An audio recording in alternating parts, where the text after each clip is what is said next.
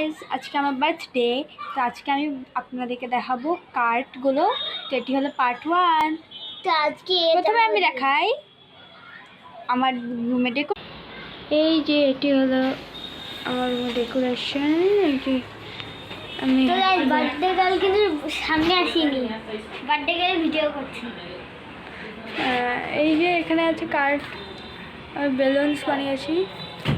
তো গাইস আজকে যেহেতু এই জন্মদিন, তো সবাই কমেন্টে একে হ্যাপি বার্থডে বলো। তা আমি এখন কার্ডগুলো দেখাবো, তাই তো?